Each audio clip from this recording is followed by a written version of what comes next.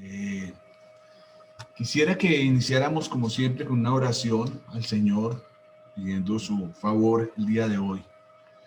Querido Padre, Señor, estamos acá delante de tu presencia, Señor, sedientos de tu palabra, Padre del cielo, y rogamos humildemente, Señor, que sea tu Santo Espíritu quien hable hoy a nuestros corazones, a nuestra vida, quien modifique, Señor, eh, las, las circunstancias, o quien modifique mejor nuestra manera de pensar, nuestra manera de vivir, para honra y gloria de tu nombre, Padre del cielo.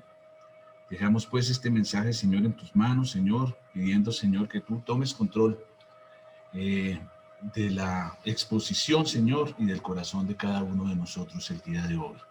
En Cristo el Señor. Amén. Bueno, muy buenos días. Nuestra prédica de hoy lleva por título El siervo que Dios mira, espera confiado en Cristo. Y tenemos como texto guía hoy Isaías 66 del versículo 18 al 24. Quisiera antes de, o iniciando, que toquemos algunos aspectos muy básicos de este profeta, el profeta Isaías, eh, para, para conocerlo un poquito más. Bueno, Isaías tiene un significado, como todos los nombres judíos tienen un significado. El de Isaías es Dios salva. Como ustedes saben, Isaías es o el más grande profeta del Antiguo Testamento, y algunos dicen que es el quinto evangelista porque toca muchos aspectos de la vida del Mesías, nos deja conocer bastantes aspectos de la vida del Mesías. De Isaías se sabe que vivió o que nació entre los años 765 a.C. al 698 a.C. Se cree que murió, la tradición judía dice que murió aserrado por orden del rey Manasés, lo cual no es tampoco absolutamente cierto, o no hay datos que verifiquen eso. Pero sí podemos decir que nació en Jerusalén, que se casó con una mujer que fue también profetisa, que tuvo 2 hijos, y que es el iniciador de este texto de Isaías. ¿Por qué digo iniciador? Porque el texto de Isaías básicamente se compone o lleva en su estructura 3 partes, de la cual Isaías es autor de la primera, y la segunda y tercera corresponden a la escuela de Isaías, o profetas o estudiosos o escribas que complementaron la obra del libro de Isaías. Como les decía, la estructura del libro está dividida en 3 y podemos, digamos que, presentarla de la siguiente manera. Del capítulo 1 al capítulo 39, vemos la obra del profeta, que consiste realmente o básicamente en una denuncia del pecado del pueblo de Dios. El pueblo de Israel atravesaba por un periodo de corrupción de sus jueces y de sus autoridades, por un culto sin Dios, por un culto sin justicia, por una confianza más en los hombres que en el Señor. Entonces el profeta durante este periodo hace un llamado al arrepentimiento de parte del pueblo de Dios, y a que el pueblo confiara en Dios, no en el hombre. El pueblo confiaba o pensaba hacer alianzas para evitar, digamos, la ocupación del reino de Asiria. Isaías en este periodo lo que hace es prevenir y llamar al arrepentimiento de su pueblo para que esto no suceda. Sin embargo, esto llega con el tiempo.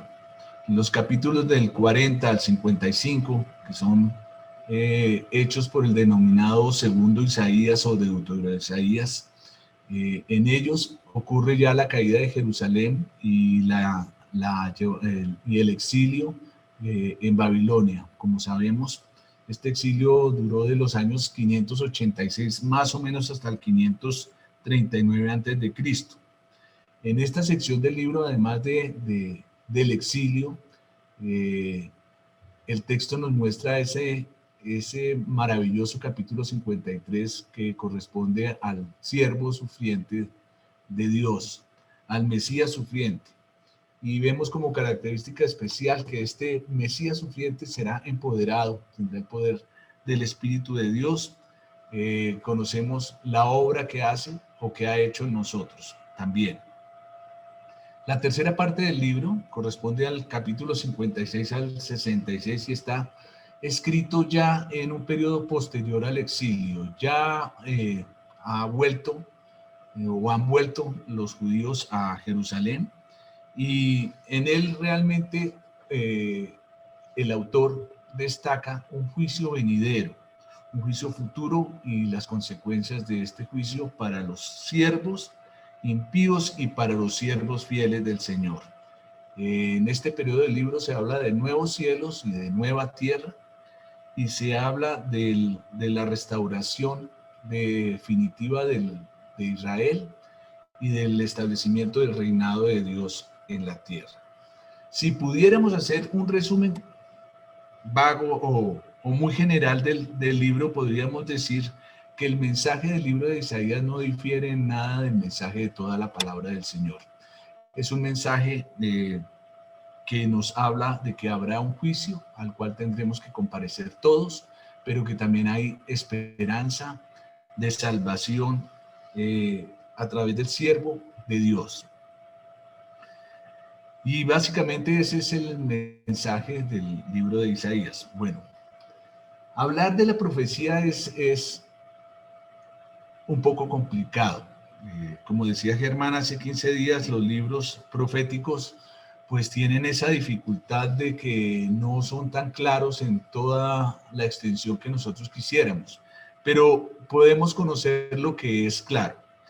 La profecía tiene por objeto o este conocimiento del futuro tiene por objeto incidir en el presente de nuestra vida, porque no tendría sentido que conociéramos el futuro si no pudiéramos hacer nada con respecto a él.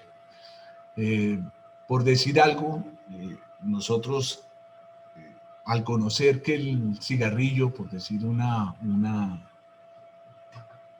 cosa muy sencilla, hace daño, pues seríamos muy tontos si con ese conocimiento siguiéramos fumando.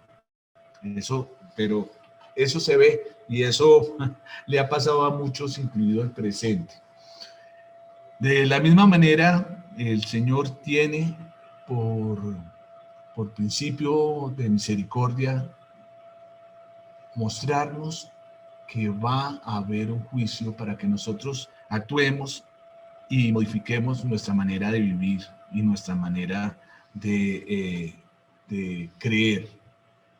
El texto de hoy, como les digo, lo encontramos en Isaías 66, de versículos 18 al 24, y me voy a permitir leerles este no es Reina Valera, esta es Nueva Versión Internacional. Y dice así: yo, por causa de sus acciones y sus ideas, estoy a punto de reunir gente de toda nación y lengua que vendrán y verán mi gloria. Les daré una señal, y a algunos de sus sobrevivientes los enviaré a las naciones, a Tarsis, Pul, Lidia, Tubal y Grecia, y a las costas lejanas que no han oído hablar de mi fama ni han visto mi gloria. Ellos anunciarán mi gloria entre las naciones, y a todos los hermanos que ustedes tienen entre las naciones los traerán a mi monte santo en Jerusalén, como una ofrenda al Señor.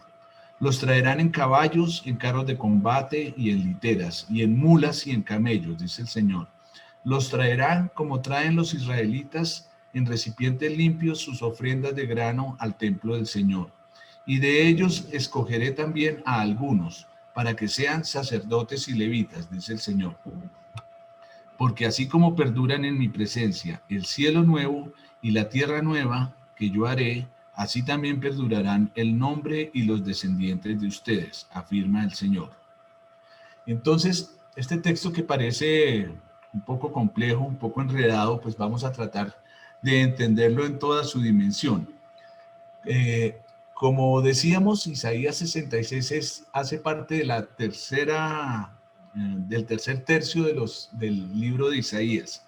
Esta parte particularmente fue escrita después del exilio y corresponde a los últimos 2 capítulos del libro de Isaías. Estos últimos 2 capítulos del libro de Isaías tienen por tema el juicio, la salvación y la esperanza. Son capítulos que utilizan la figura del contraste. Hay bastantes contrastes entre los siervos incompetentes o malos siervos del Señor con los buenos siervos del Señor.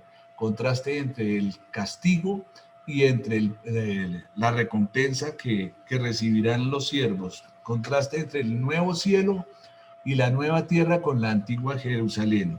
Entonces es un texto que está enriquecido de contrastes. Para iniciar el contraste que nos interesa hoy, vamos a leer el versículo 18, que dice así: yo por causa de sus acciones y sus ideas estoy a punto de. En otras versiones dice, yo puedo ver lo que están pensando y lo que están haciendo, por eso estoy a punto de.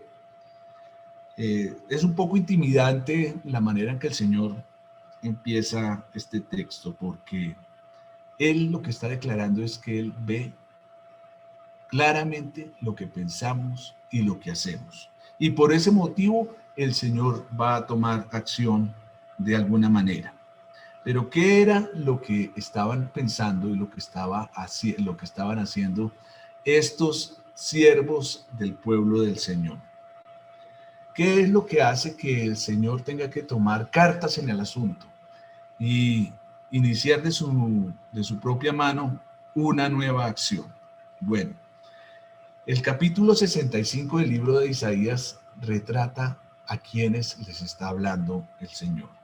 Y dice que las razones para el reproche del Señor estaban constituidas porque este era un pueblo rebelde, era un pueblo que iba por su propio camino, era un pueblo que seguía sus propias ideas, era un pueblo que despreciaba las leyes de Dios al no obedecerlas, era un pueblo que hacía lo impuro delante de Dios, era un pueblo que miraba la vida desde otra perspectiva y que al haber regresado del exilio también venía contaminado por una manera nueva de ver su relación con Dios. Y el Señor hace un reclamo a este pueblo judío que se ha sentado nuevamente en Jerusalén y les dice, pero ustedes, en el versículo 11, pero ustedes abandonan al Señor, se olvidan de mi monte santo.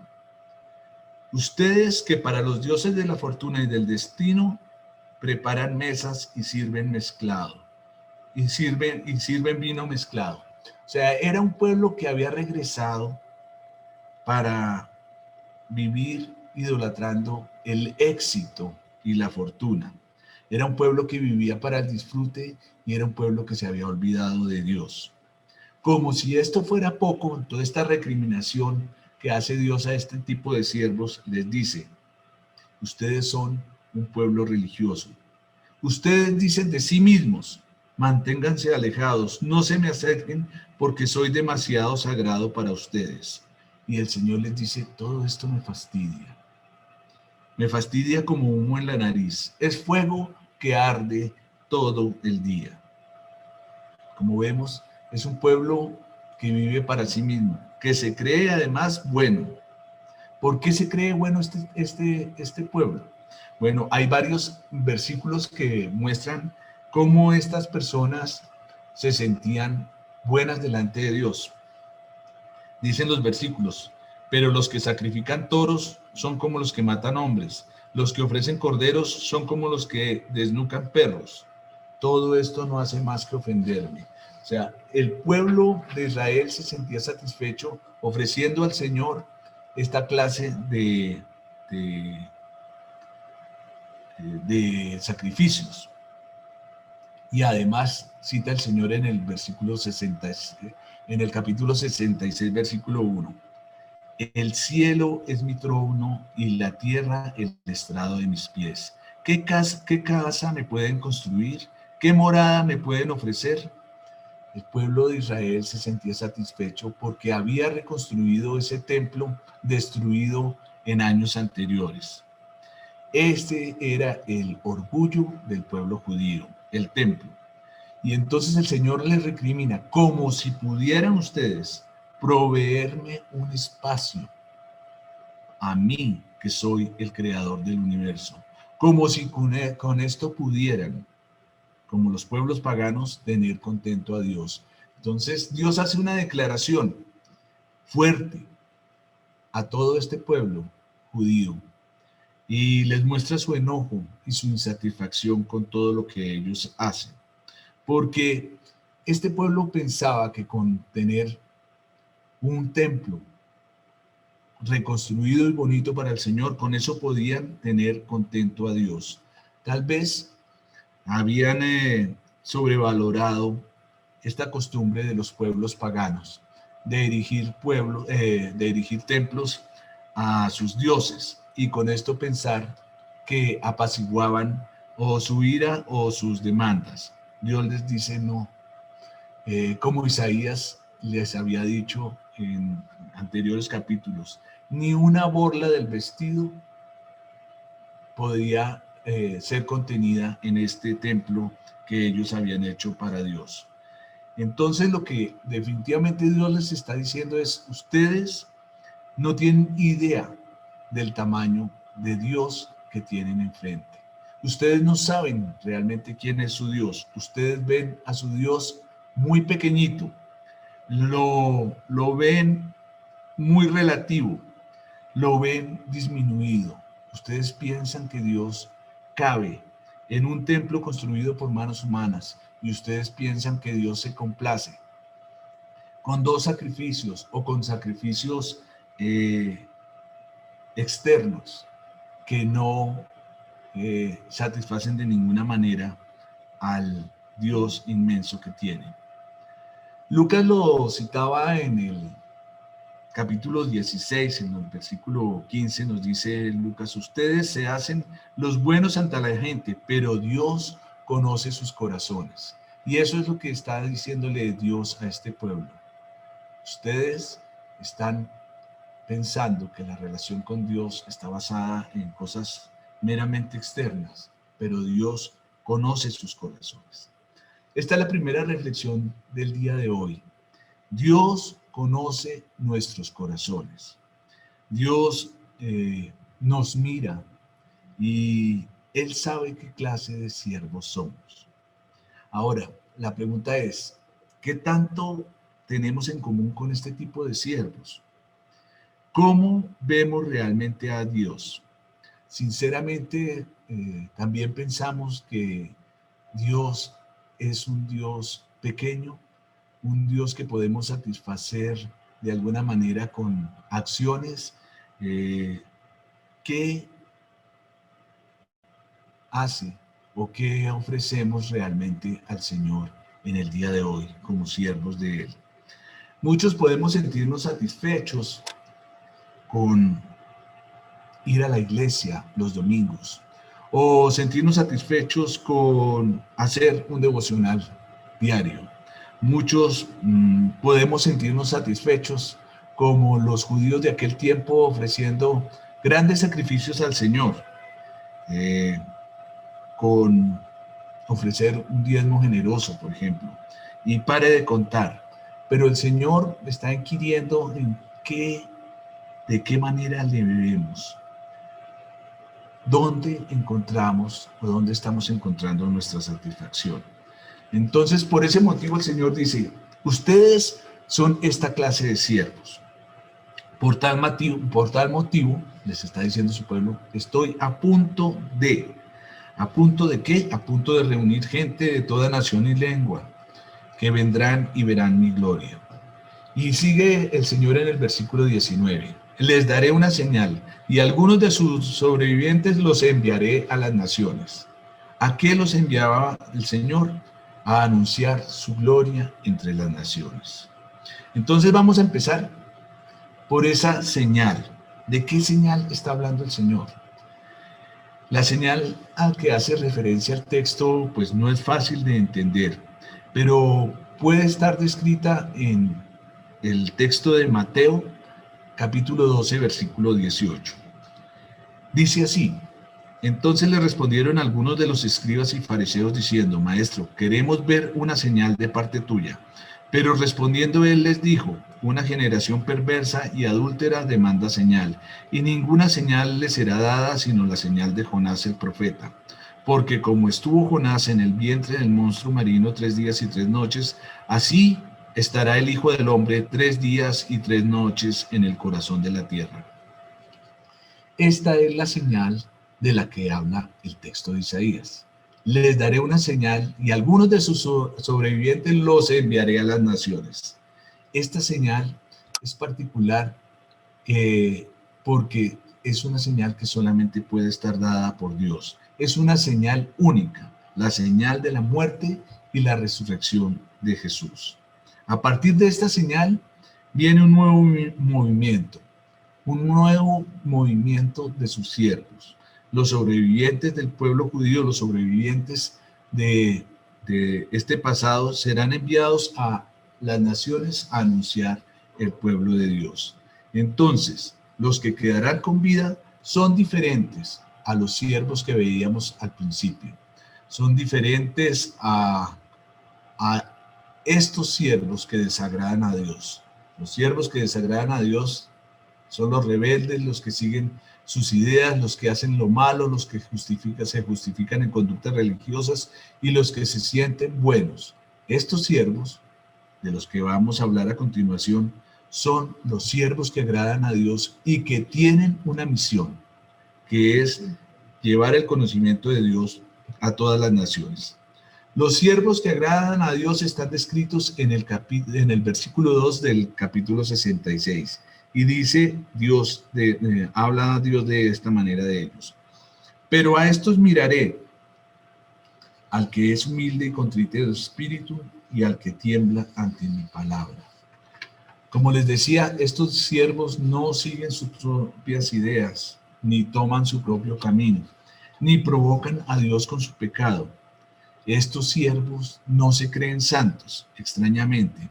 Y no es fácil a veces tener una visión realista de quiénes somos o de qué clase de siervos somos. Por eso dice la palabra que engañoso es el corazón del hombre. Y en esto yo creo que todos deberíamos pedirle al Señor que nos enseñe qué clases de siervos realmente somos. Solo Dios conoce nuestro corazón y solamente Él puede mostrarnos qué clase de siervos somos.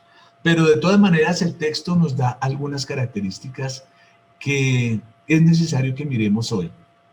Las características de los siervos que el Señor mira son las siguientes. Lo primero que el Señor toca son siervos humildes, al que es humilde.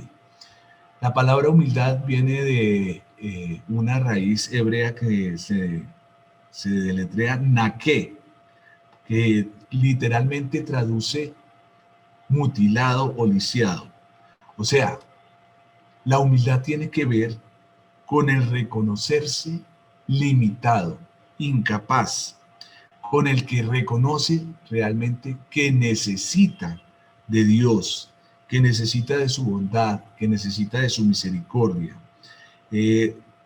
La humildad tiene que ver con el reconocimiento de la grandeza de Dios y de lo pequeños que somos delante de Él. La humildad tiene que ver con entender cuál es la dimensión de nuestra relación con Dios y de lo que Dios ha hecho por nosotros.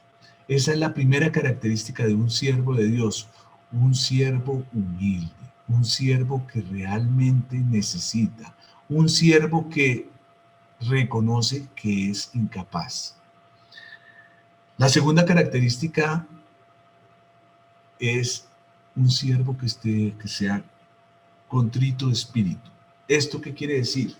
Un siervo que realmente se arrepiente del pecado y se aflige por él, y que sabe también de su incapacidad para presentarse delante de Dios como justo.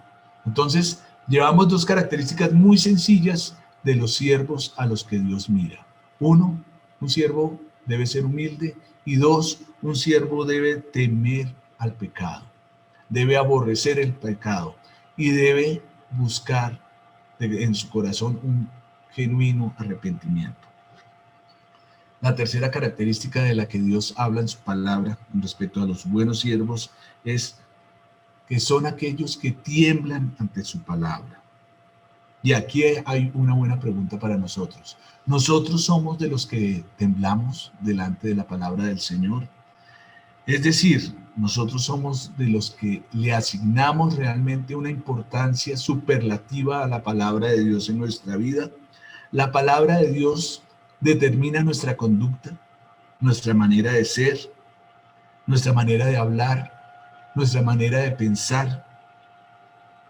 La palabra de Dios permite que nosotros elijamos lo que a Dios le agrada en vez de lo que a nosotros nos agrada, porque a estos el Señor determina como los siervos sobre los cuales Dios posa su mirada. Porque cuando Dios llama, dice Isaías, ellos responden, porque cuando Dios habla, ellos escuchan. Además de estas tres características que hemos visto, podemos ver otras dos que el Señor añade en el texto que estamos estudiando hoy, que son las siguientes. Estos siervos son los que anuncian la gloria de Dios a las naciones. Estos siervos humildes, estos siervos contritos, estos siervos que tiemblan delante de la palabra de Dios, son unos siervos que ejercen un trabajo para el Señor. Anuncian la gloria del Señor a las naciones. Y además de esto, dice que llevan como ofrenda agradable a Dios una ofrenda especial. Una ofrenda que será como la que llevan los israelitas al templo. Una ofrenda que se compone de ofrendas de grano, dice el Señor. La ofrenda de los siervos del Señor al anunciar la gloria de Dios a las naciones será como una ofrenda agradable a Dios, una ofrenda de vida.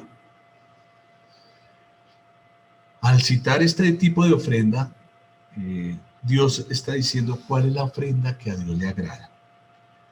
La ofrenda, es decir, serán como el pueblo cuando lleva ofrendas de grano al templo. La ofrenda de grano tenía un significado especial por lo siguiente. Una ofrenda de grano era una ofrenda que podía llevar cualquiera al templo.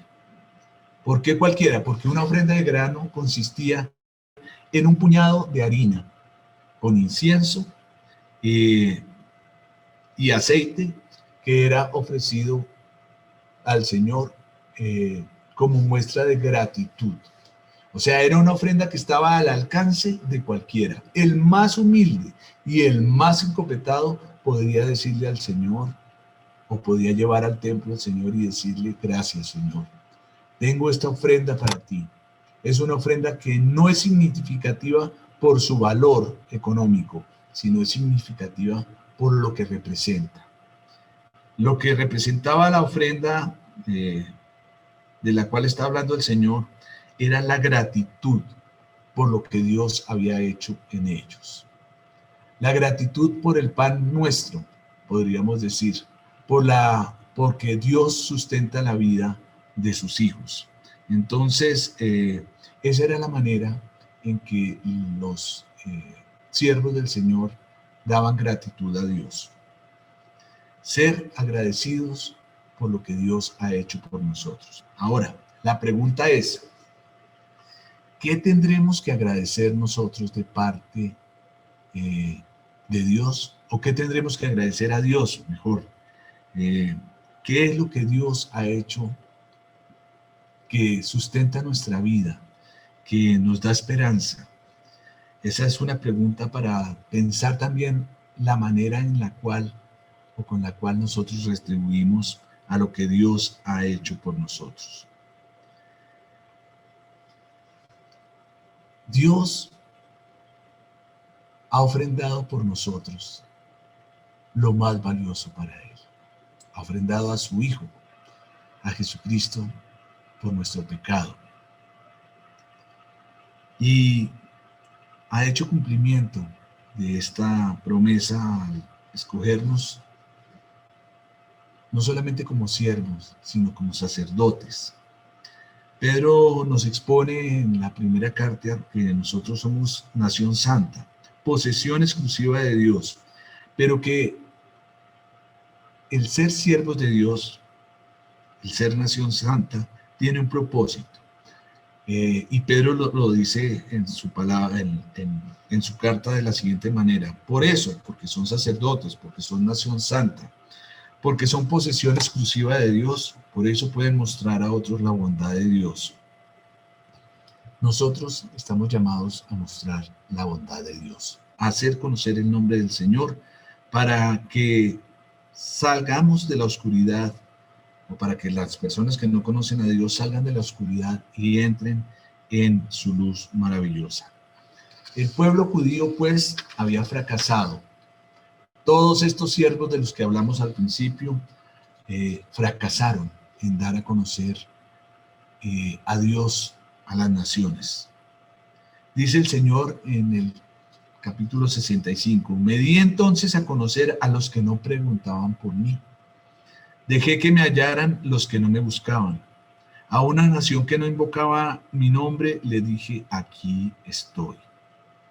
Entonces Dios se revela a un pueblo que no conocía, que no le conocía, a un pueblo que no le servía. Pero para poder lograr esto, para poder lograr que las personas conocieran quién era Dios, el Señor ha elegido un siervo. Y ese es el tercer punto de nuestra prédica de hoy: el siervo perfecto. El siervo perfecto está descrito en el libro de Isaías, en varias partes del libro, pero hoy vamos a ver algunos versículos de Isaías 42. Estos versículos tienen su cumplimiento en Mateo 12, del 18 al 21. Y estos versículos hablan de ese siervo perfecto de la siguiente manera: este es mi siervo, a quien he escogido, mi amado, en quien estoy muy complacido. Sobre él pondré mi espíritu y proclamará justicia a las naciones.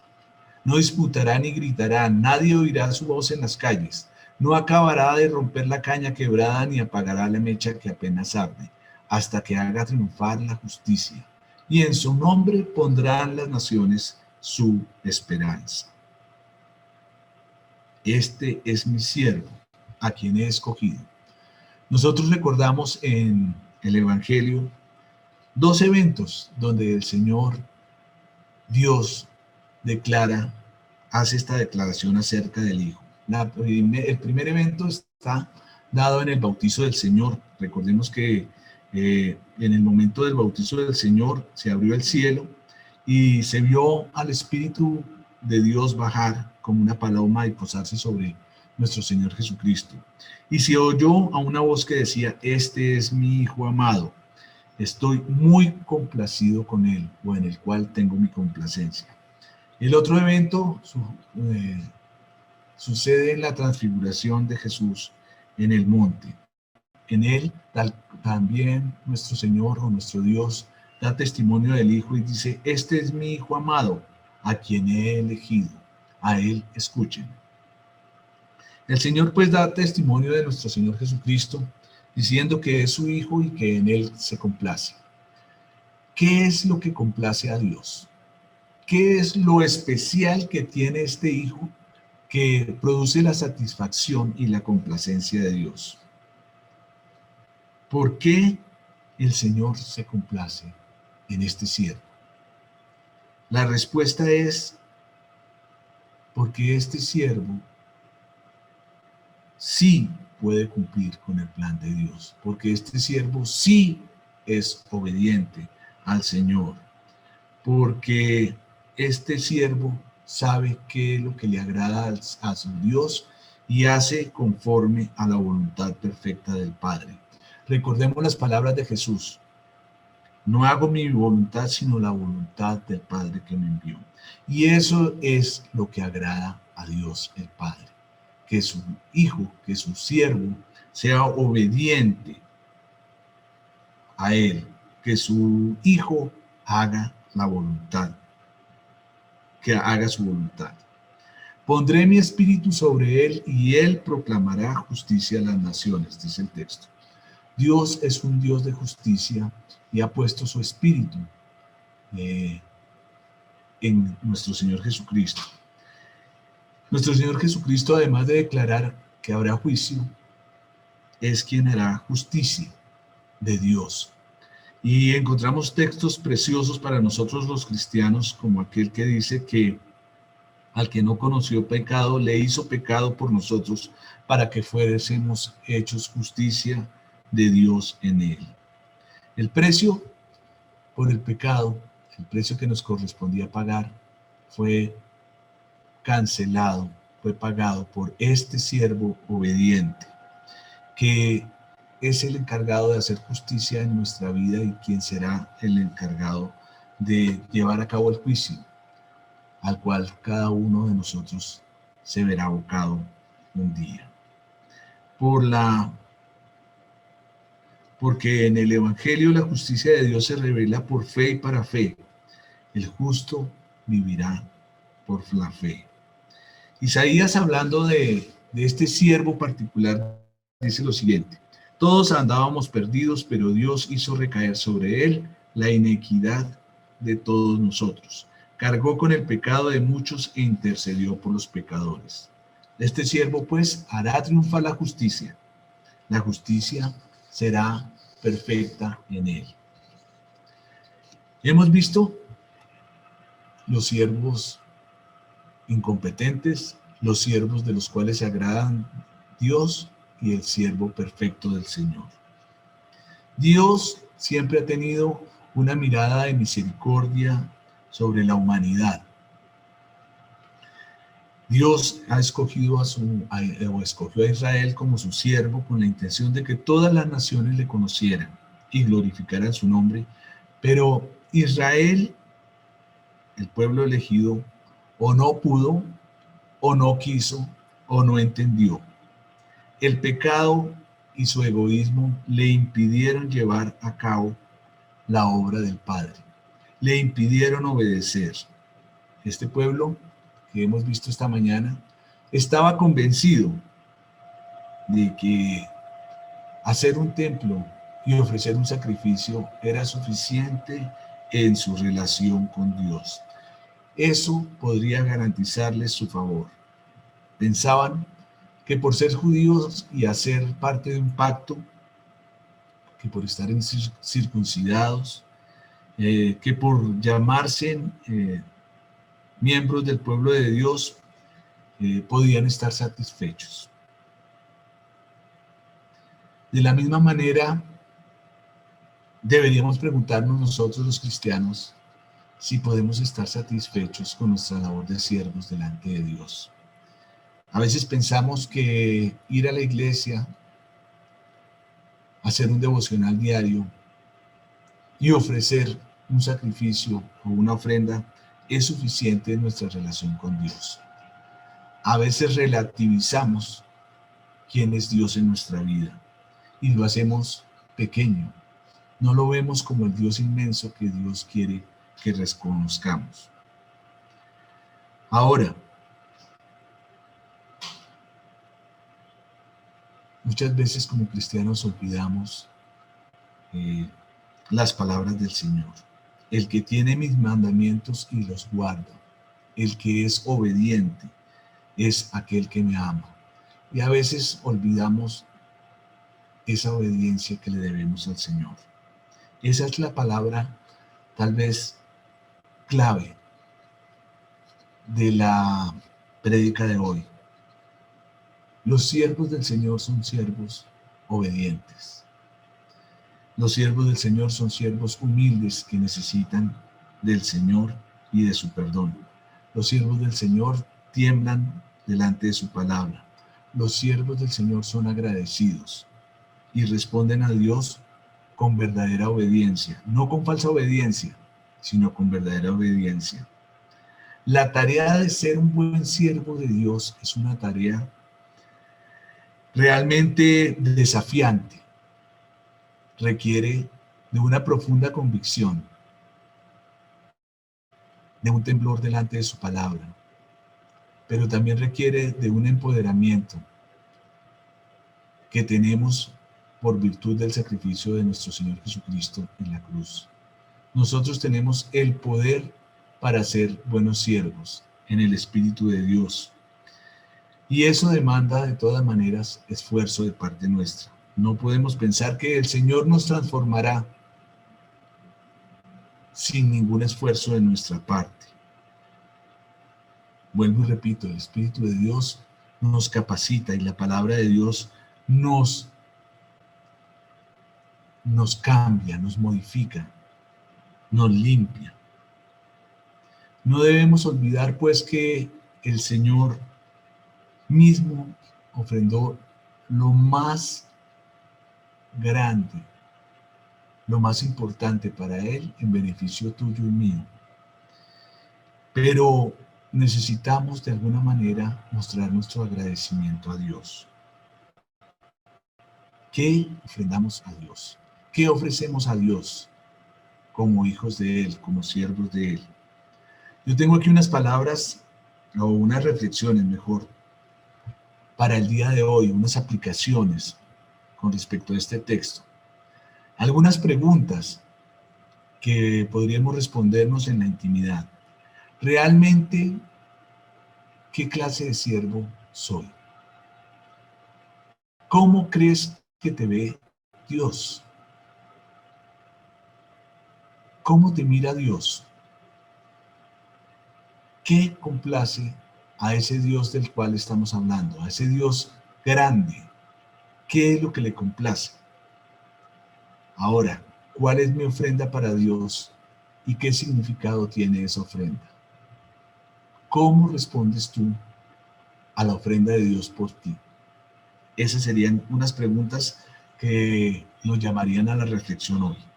Quisiera cerrar con lo siguiente, leyendo un texto de Filipenses 2, de 5 al 11, que tienen en el centro la actitud del Señor.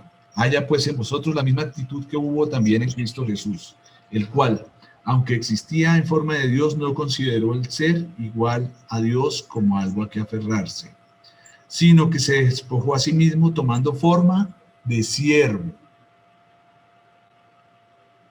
haciéndose semejante a los hombres, y hallándose en forma de hombre, se humilló a sí mismo, haciéndose obediente hasta la muerte, y muerte de cruz. Por lo cual también Dios le exaltó hasta lo sumo y le confirió el nombre que está sobre todo nombre, para que en el nombre de Jesús se doble toda rodilla de los que están en el cielo y en la tierra y debajo de la tierra, y toda lengua confiese que Jesucristo es el Señor, para la gloria de Dios Padre.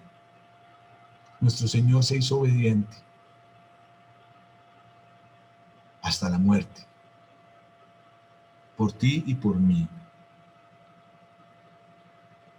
Y su propósito es que todos conozcamos a Dios el Padre y reconozcamos a Jesús el Hijo, para la gloria de Dios Padre. Este podría ser el final de nuestro texto. Quisiera que oráramos y les voy a dejar ahorita una tareita para discutir en grupo si hay alguien que quiere quedarse en grupo o para que la piensen en su casa. Primero oremos. Bendito Padre, Señor, yo quiero dar gracias, Señor, por este texto que, aunque difícil, me hace ver, Señor, me hace preguntarme qué clase de siervo soy. Tengo que reconocer delante de ti, Señor, que muchas veces, Señor,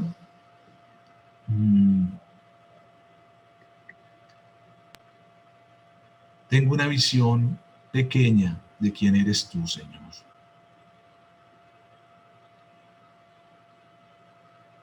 No dimensiono, Señor, el Dios que tengo y no agradezco lo suficiente el Dios que es. Gracias, bendito Señor, por nuestro Señor Jesucristo, porque nos da a conocer tu amor, tu perdón, y porque en Él está nuestra esperanza, Señor. Jesús es la esperanza, y todo aquel que no conoce a Jesús no sabe realmente de la esperanza verdadera que tenemos. Bendito Señor, gracias por tu mensaje, Padre del cielo, y te pedimos por favor que nos muestres qué clase de siervos somos y que nos ayudes, Señor, con el poder de tu Espíritu a ser buenos siervos para ti.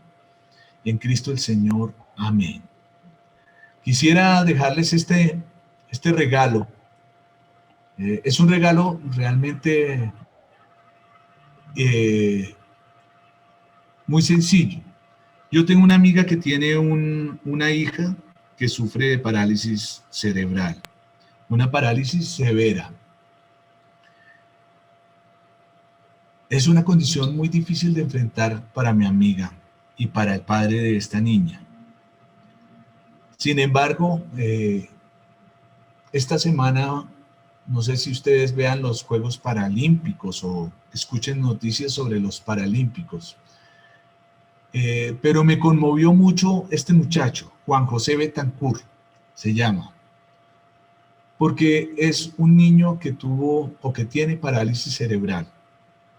Los médicos decían que él nunca iba a poder caminar y sin embargo, él ha logrado una medalla en estas Olimpiadas. A mí me impactó mucho esta noticia y quisiera que a ustedes también les impactara. Les dejo esta pregunta con esta imagen. ¿En qué nos podemos parecer a Juan José Betancourt? ¿Y en qué nos diferenciamos de Juan José? Eso mírenlo con respecto a la función de siervos que debemos tener para el Señor. Dios les bendiga.